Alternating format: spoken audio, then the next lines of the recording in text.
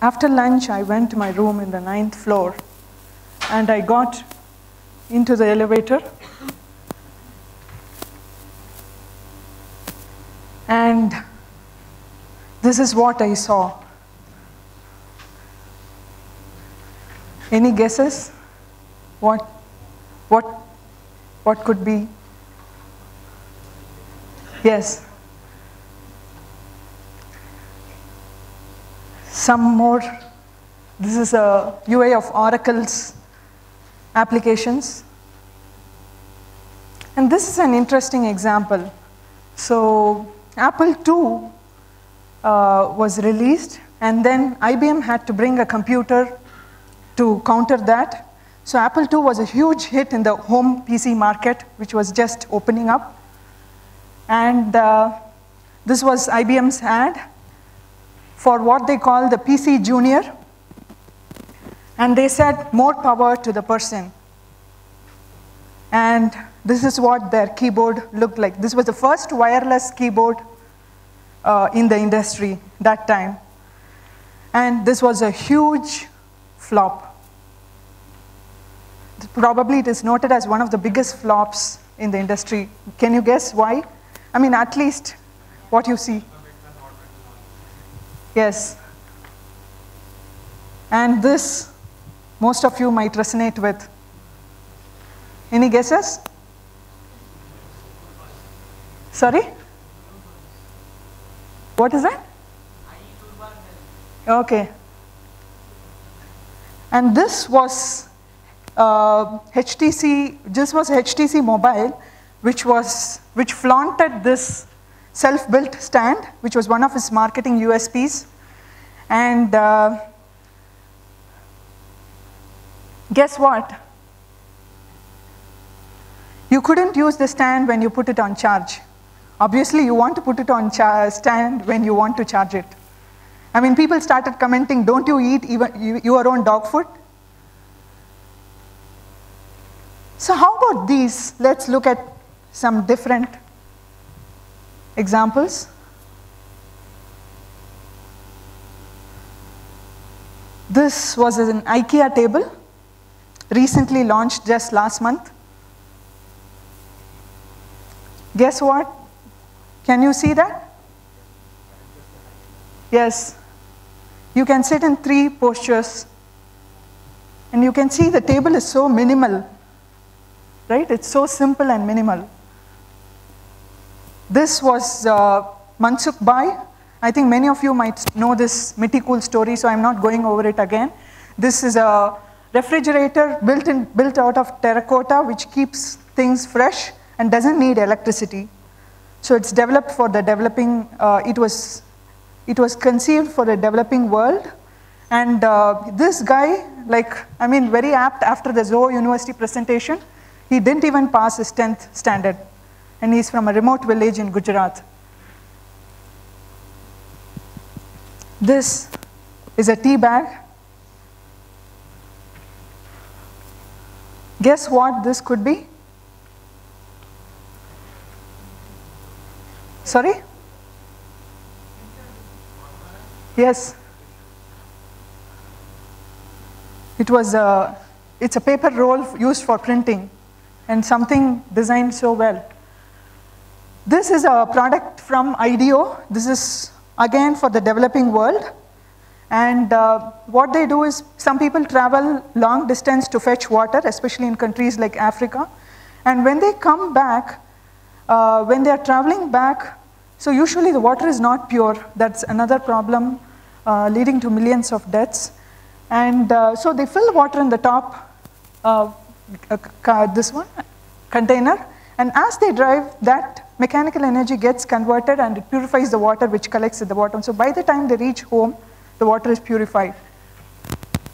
So what difference do you find between these 2 varied examples we saw?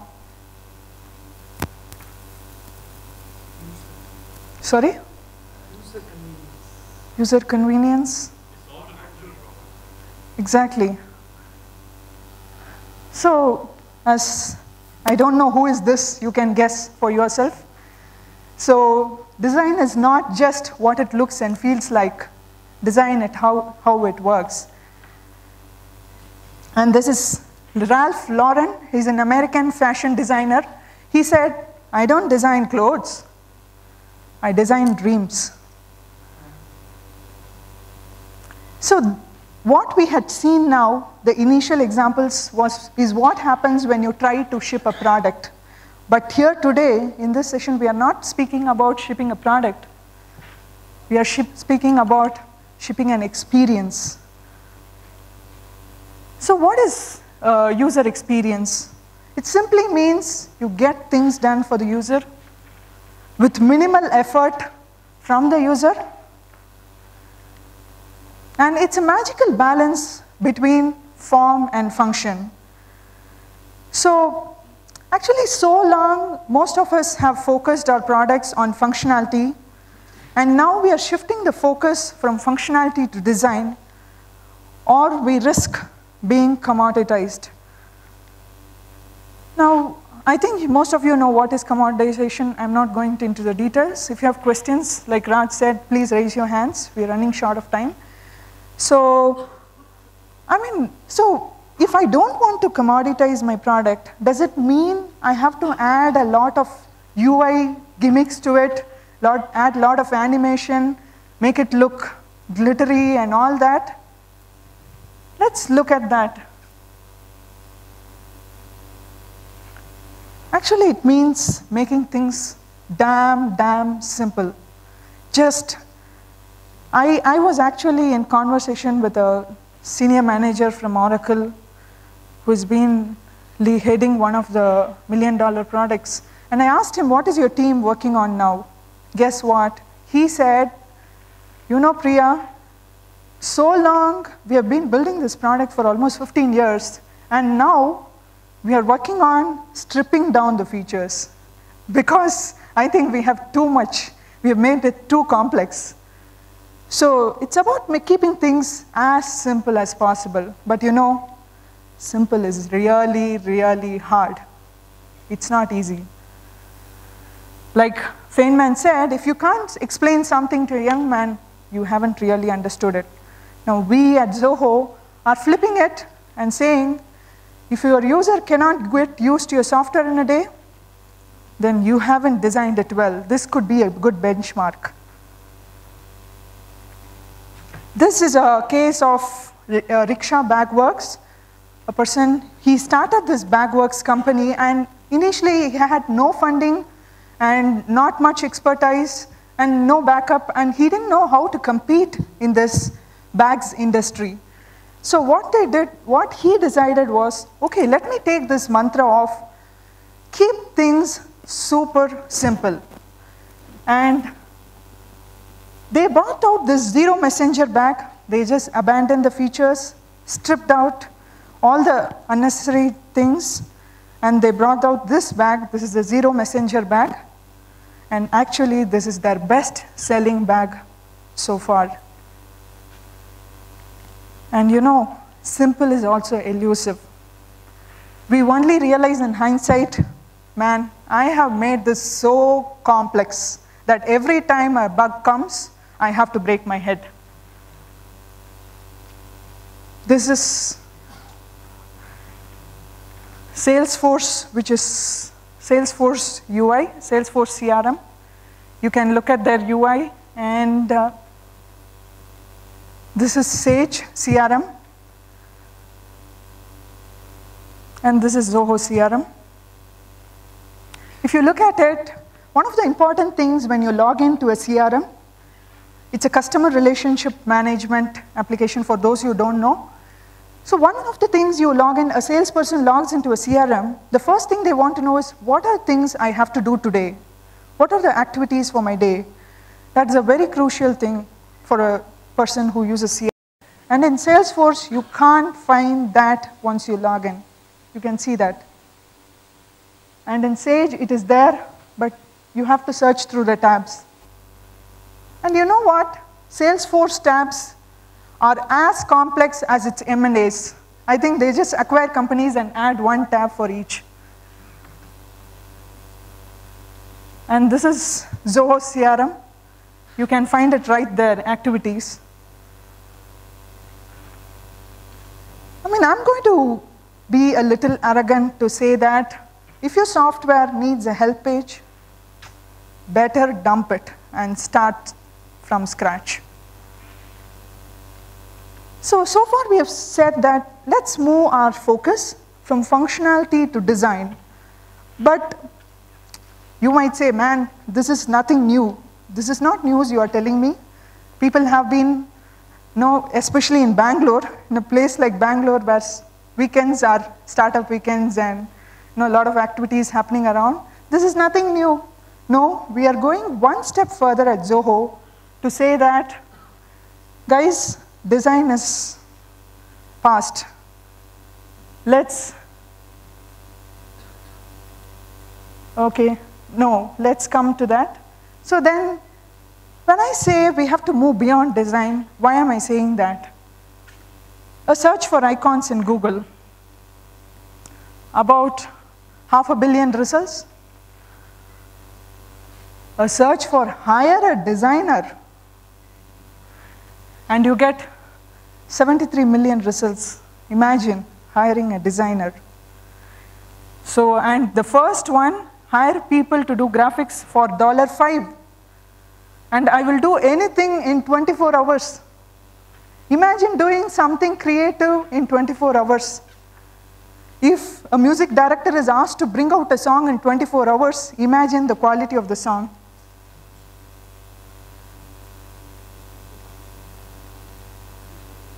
So is design being commoditized? What's your take? That's why at Zoho, we have gone a step further to say, we have to move from design to experience. So that's why this talk is different. It's not the usual brush about UI. And we are saying, move from design thinking to what we call experience thinking. So how do we craft that experience? So let's look at various aspects to that. The first is the onboarding experience. So onboarding is the love at first sight for the user. So it's really crucial, and it's an extension of your brand. And there are several things that could turn the user off when they come in contact with your, say, your website or your trial download for the first time. This was our CRM pricing page in 2011. And this is our page now. Any guesses? What is the difference? This was earlier. This is now. Sorry? Okay. Sorry? Exactly. So here you find a long list, goes on and on. Definitely nobody is going to read through this. And here we, like he exactly said, we are just focusing on what matters. We made it really simple. Sometimes giving more choices really confuses the user. And that's what MBAs are too good at doing. So next is lazy sign up. Sign up is something we want the user to eventually do, because that is kind of a lock-in. But then you know what? Most people want to first, it's like going to some stranger, you meet a stranger, and then you go and ask them, hey, hi, can you have your phone number? Man, that's crazy, right? So naturally, when somebody comes to your product for the first page, you can't ask them to enter their email address and sign up. First, you have to show them what your product is. They have to feel like, man, this product is worth giving my email address. So you have to defer the sign up until the user really feels like. So this is our writer product, Zoho Writer, which is a part of Office Suite. So this is a document processing software and document editing software. And you can see this is the iPad app. So we first let the users create documents. And we don't force them to sign up to Zoho. We allow them, we give them the choice of using any of the providers, Zoho, Dropbox, iCloud, or whatever. And this is a dating app called Tinder, popular dating app. And here, they really explicitly say that because for something like dating is not something people do in public. So for such an app, it's important to say, man, we don't make things public. What you give to us is with us. So this is kind of a confidence building exercise. And this is one of the, this is an installer for a database monitoring software, something really techy. And this is their installation screen where they say, okay, I'm not going to go into the details. One of the things really I appreciate about that is they say that because when you install a database monitoring application, database is really crucial, a crucial part of many enterprises. They have a lot of confidential data. So they don't want to install software which will use the data from the database just like that. So sometimes it's important to say what you don't do. Most of us, we just say what we do, but many times we have to say what we don't do. For example, it says nothing is installed on your monitored servers, which is very important for an enterprise application. So it's a confidence building exercise.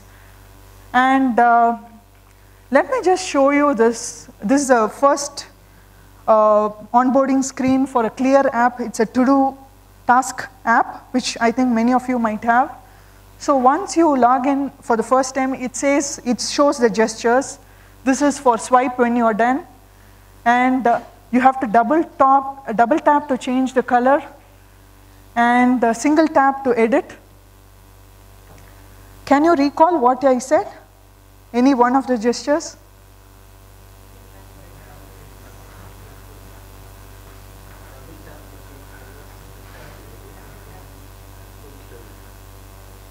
See, you're lost, right? I mean, you shouldn't overwhelm the user. They are not going to do all the gestures when they log into the app, right? So show them as and when they need it. You shouldn't overwhelm the user, which most of us forget. So onboarding experience is basically, our intent in onboarding is to make the user buy the product. But before that, make sure you buy their willingness. The next is wallet experience. And this is a story I will tell you quickly. So this is Bob Crandall, American Airlines CEO then, 1970s. So what he suggested was removing one olive from the salad served to every passenger. And that saved American Airlines $40,000 a year, minimum. So sometimes you have to make users feel that you are light on their wallet. This is our doc sign-up page where we explicitly say no credit cards required. And this is a big thing for a SaaS product. The next is a visual experience, which is usually that is what we think UX is all about. But then there are different facets, and this is just one of them. And this is the UI of a techie forum. It's a database forum. And usually we think if it's a technical forum, the UI will be crappy, right? But you know what? Gone are the days you can accept, users accept such UIs. This is another technical forum for databases, and you can see how sexy it is. You can contrast immediately. So as a user, you know which one you will go to. This is another great example.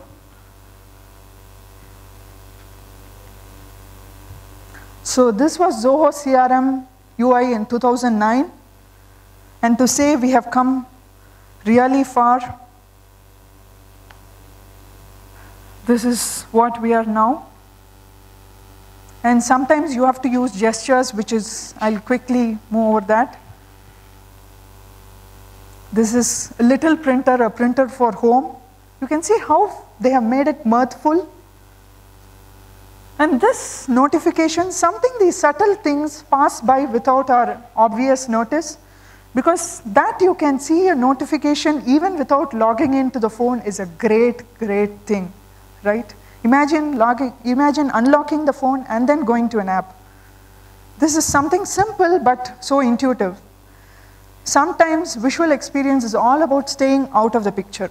You just have to stay away. This is Kindle, which is a reading app where content is the prime thing. Users are coming not to see the app, but they are coming to read books. So sometimes you have to just stay away, stay out of the picture. And this is what Kindle does. The bars just go away. So the next is the content experience, and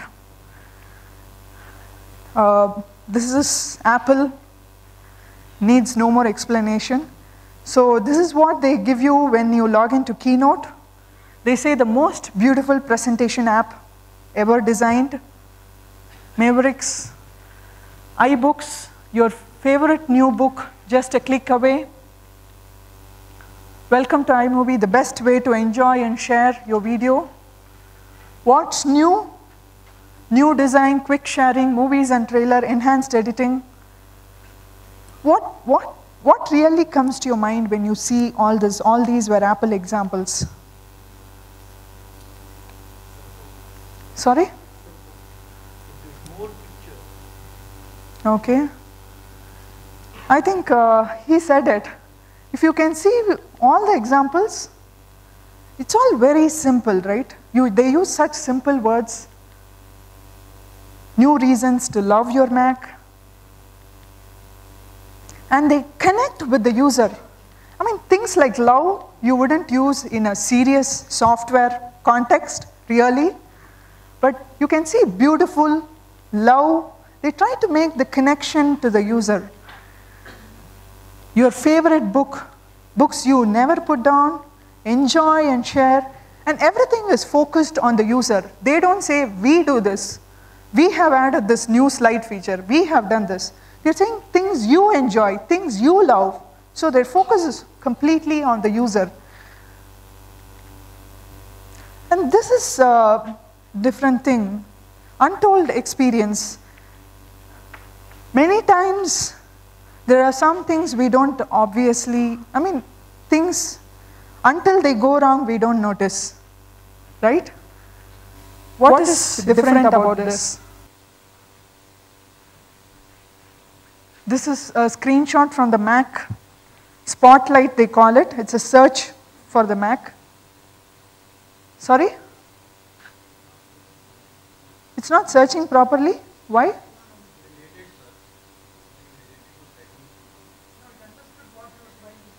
Exactly. For people who have used Mac, settings is a Windows term, but Mac calls it user preference. It calls it system preferences. But they understand that people might have moved from Windows to Mac. Something so simple, but see the attention to detail. I never realized it. Actually, I took it in my mission, and I have always been typing settings and bringing up system preferences. I never realized it. I would have done 10 times, 100 times. Suddenly one day I noticed, man, I am typing settings. So this was Pinterest. They released a new iPad app and for iOS 7, and they said happy pinning. So immediately they started getting these responses in their blog post. What does that picture mean? Man, I'm not able to pin my things anymore. You can see that sometimes it is okay to release new versions of the product, but you shouldn't hurt the familiarity that the user has. Any guesses? This is related to what we have been talking so far. We shouldn't hurt the familiar things that the user is used to. Exactly, exactly. So Windows 7 and 8, really they took off the start button and it started raising questions like, how do you, you will see a lot of articles saying, how do you get the start button back in Windows 8? As if a feature became a bug. So another thing to understand is behavior inheritance, which is, most of us, until some time back, we were mostly on the desktop and laptops. But now, as many speakers have spoken already, we are moving to the mobile world, where most of our time is spent in mobile.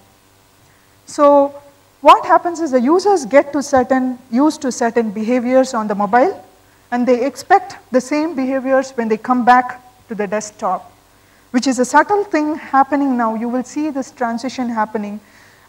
So far we have taken real estate in the desktop for granted, but it is no more true.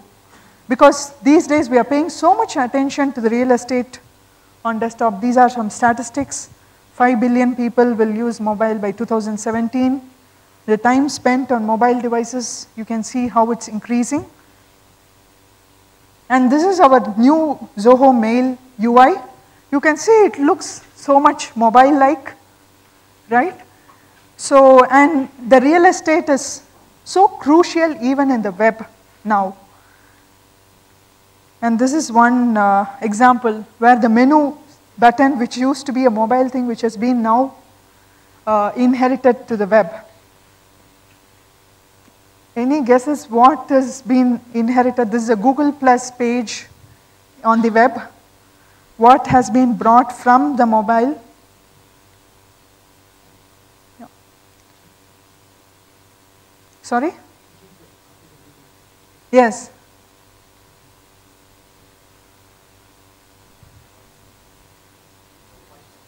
Sorry? Yeah. Yes. The profile, the way they show the profile and the card layout, which used to be in the mobile, is now transitioning to the web. The next thing is the support experience. This is something we often overlook because people buy your product, pay money, and we often tend to take them for granted. You can find lots of stories, funny stories about support, weird stories. And this is one person, support guy, who has posted his story. He says he called up a customer on the phone and he reset the password to blank. And he told the customer that, the customer asked, what's my password? He said, no password. Then he's asking, is there a space in between no and password? So, this is an example from this is one of Intuit's customer support qualms, where they're saying, I had to wait for so many hours on the call, to get my thing resolved. So you can see how support can, make or break things. And it's often, this was a positive example where Fog Creek software is one of the popular software in the US. And when they hold conferences, one time they ordered from this Land's End shirts for their customers. And it ended up that the logos were printed wrongly after they arrived just 2 days before. And they called up Land's End and said, this is ridiculous. And then Land's End said, we will take care, don't worry. But they said, we just have 2 days. What are you going to do? And you know what? In just the very next day, they got everything printed and sent to them completely free. And Fog Creek has now become a brand ambassador for Land's End. And they use their business outfit only whenever they go. And you can see them praising them so much online. So definitely support is one of the hardest and probably one of the dirtiest. You can hear stories from support people if you get time.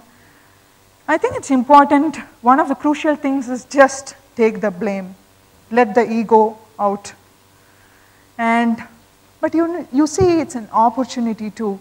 Often we see it as, customers coming and saying things which is not valid, but we could see it as an opportunity, because when a person is frustrated, if you really, get to them and you could satisfy them, then you could turn the customer to a fan, and they would be your fan for life if you use that opportunity. So support is a huge opportunity to provide the experience of your brand and to build your brand name. And it's better to give support a career path. So the last of this is social. I'll go over this fast. And this is from our social website, which is, it's a Twitter thing called Zoho Cares. So you could see that, people are tweeting positive when we really go the extra mile. So social experience is the new word of mouth. It's an extension of the brand. And it's important to foster brand ambassadors in the social world, because that is good enough marketing for you. Because if Zoho itself, or any company for that matter, keeps saying, we are doing this, we are doing great, and this and that, it's not as valid as a customer telling. I even had a screenshot, I missed adding that, rather than customer telling, some of our customers vouch for our brand. Okay, one of the key things is an integration experience where we go gung-ho in Zoho. And this is, which I already showed in the morning session, so I'll quickly, this is our CRM Plus, which is a brand new version of CRM, which has everything integrated. You can see a demo outside. And once you can see everything about a contact right there when you log in. The potential, the projects, the support, and the sales, the survey associated with the contact, the activities, everything you get at one shot. Finally, I'll quickly go over this. Sometimes you have to make the customer feel good, touch their inner conscience. And this is Apple's Project Red. You could Google. I'm not going over it, which they started to support AIDS victims all over the world. And you could see this is the marketing ad for Microsoft Surface. When they are pitching to education, the education category, they say Surface tablets have more work, so you don't have to do. Use the split screen to record the lecture, take notes, and things like that. It's the same thing, Apple pitching iPad for the education market, but you can see how they really touch people's hearts. They say iPad is transforming the way we teach and learn. So you can see the difference. What emotion do you create in the user when you bring your product? I'll skip over this. We looked at various experiences, but you have to look at an organic evolution. It's because you have to do these over time. You can't push everything into the product. So, as Ford said, we have to listen to the customer. But this is contradicting with what Ford just said. But we are not saying that. We are saying listen to the customer, don't ask. And yesterday Vijay had a full topic on the customer is not always right. So I'll quickly go over this. We had Zoho Writer, which is a document editing software. And we have this cool feature in Zoho Writer where you could review a document, you could share with a group of reviewers, and they could add comments on your document. And these are the comments. And you could see that, people started, usually when you develop a product, you have certain use cases in your mind, but that may not always be true. Sometimes the product evolves in unintended ways. You see some emergent behaviors. And people started using Zoho Writer in conjunction with Zoho Connect. So Connect, for those of you who don't know, Connect is the social networking software for the enterprise. to put it in short. So where people can share their updates, it's a timeline view. And so people started commenting, reviewing the document in Writer and started posting their comments here in Connect. This is a screen from Connect. So what we are saying is the product is actually a living being. We have to see it as a living being, and we shouldn't constrain it. We should just create the product, stand back, and watch the product naturally change and evolve. And that is what we did exactly for this. Zoho Writer, when we added the review feature, we didn't think people will use it with Connect. But now that this thing has happened, we have now decided to marry these both. Sorry, the bride was late. So,